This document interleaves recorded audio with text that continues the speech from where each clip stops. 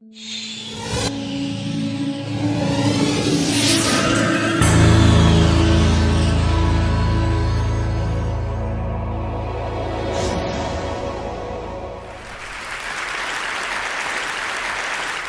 I grew up in New York City, between Harlem and the Bronx. Growing up as a boy, we was taught that men had to be tough, had to be strong, had to be courageous, dominating, no pain, no emotions, with the exception of anger and definitely no fear. That men are in charge, which means women are not. That men lead, and you should just follow and just do what we say. That men are superior, women are inferior. That men are strong, women are weak. That women are of less value, property of men, and objects, particularly sexual objects. I've later come to know that to be the collective socialization of men, better known as the man box. See, this man box has in it all the ingredients of how we define what it means to be a man. Now, I also want to say, without a doubt, there are some wonderful, wonderful, absolutely wonderful things about being a man. Well, at the same time, there's some stuff that's just straight up twisted. And we really need to begin to challenge, look at it, and really get in the process of deconstructing, redefining what we come to know as manhood. This is my two at home, Kendall and Jade. They're 11 and 12. Kendall's 15 months older than Jade. There's a period of time, when my wife, her name is Tammy, and I, we just got real busy and whip, whip, bip, bam, boom, Kendall and Jade. Right? And when they were about 5 and 6, 4 and 5, Jade could come to me. It didn't matter, come to me crying, It didn't matter what she was crying about. She can get on my knees, she can snot my sleeve up, just cry it out, Daddy got you, that's all that's important. Now Kendall, on the other hand, and like I said, he's only 15 months older than her, he come to me crying. It's like soon as I would hear him crying, a clock would go off. I would give the boy probably about 30 seconds, which means by the time he got to me, I was already saying things like, why you crying? Hold your head up, look at me, explain to me what's wrong, tell me what's wrong, I can't understand you while you're crying. And out of my own frustration of my role and responsibility of building him up as a man to fit into these guidelines and these structures that are defining this man box, I would find myself saying things like, just go in your room. Just go on in your room, sit down, get yourself together, and come back and talk to me when you could talk to me like a what? A man. Like a man. And he's 5 years old. And as I grow in life, I would say to myself, my God, what's wrong with me? What am I doing? Why would I do this? And I think back to my father. There was a time in my life where we had a very troubled experience in our family. My brother Henry, he died tragically when we was teenagers. We lived in New York City, as I said, we lived in the Bronx at the time.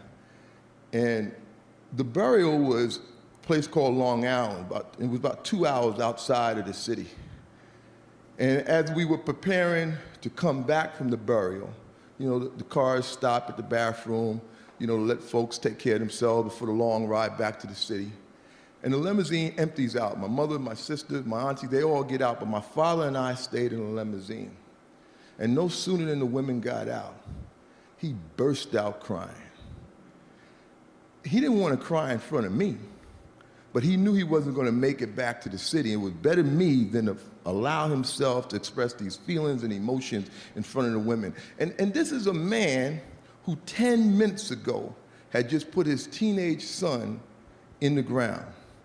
Something I just can't even imagine. The thing that sticks with me the most is that he was apologizing to me for crying in front of me. And at the same time, he was also giving me props, lifting me up for not crying. I come to also look at this as this fear that we have as men, this fear that just have us paralyzed, holding us hostage to this man box.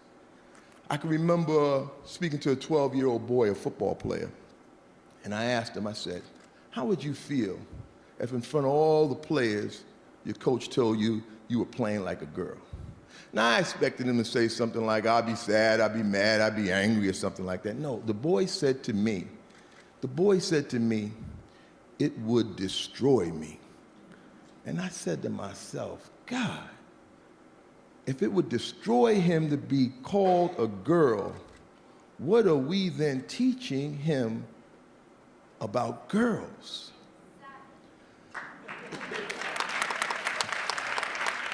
It took me back to a time when I was about 12 years old.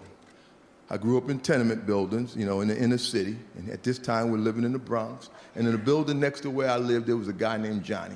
He was about 16 years old, and we were all about 12 years old, younger guys, and he was hanging out with all us younger guys. And this guy, he was up to a lot of no good. He was the kind of kid where parents would have to wonder, what is this 16-year-old boy doing with these 12-year-old boys?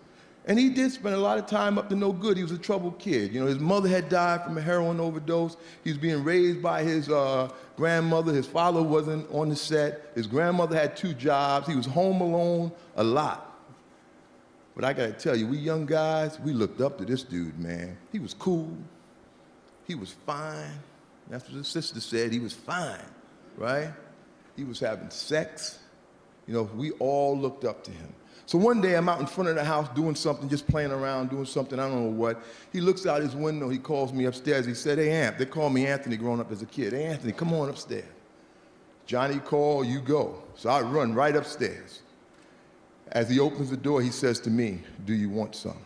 Now, I immediately knew what he meant, because for me growing up at that time and our relationship with this man box, do you want some meant one or two things, sex or drugs. And we weren't doing drugs. Now, my box, my card, my man box card was immediately in. Now, I say this all with remorse, and I was feeling a tremendous amount of remorse at that time, but I was conflicting, because while I was feeling remorse, I was excited, because I didn't get caught, but I knew I felt bad about what was happening. This fear of getting outside the man box totally enveloped me. It was way more important to me about me and my man box card than about Sheila and what was happening to her. See, collectively, we as men are taught to have less value in women, to view them as property and the objects of men. We see that as an equation that equals violence against women. We as men, good men, the large majority of men, we operate on the foundation of this whole collective socialization. We kind of see ourselves separate, but we're very much a part of it. You see, we have to come to understand that less value, property, and objectification is the foundation, and the violence can't happen without it. So this is my love of my life, my daughter Jade, the world I envision for her. How do I want men to be acting and behaving? I need you on board. I need you with me. I need you working with me and me working with you on how we raise our sons and teach them to be men. That it's okay to not be dominating. That it's okay to have feelings and emotions. That it's okay to promote equality. That it's okay to have women who are just friends and that's it. That it's okay to be whole. That my liberation as a man is tied to your liberation as a woman.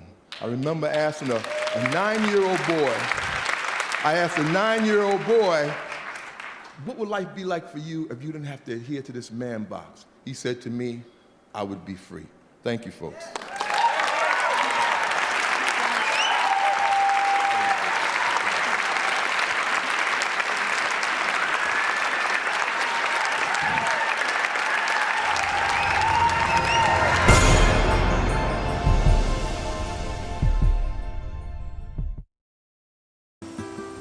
25% of the world's food supply is lost to spoilage. That's 400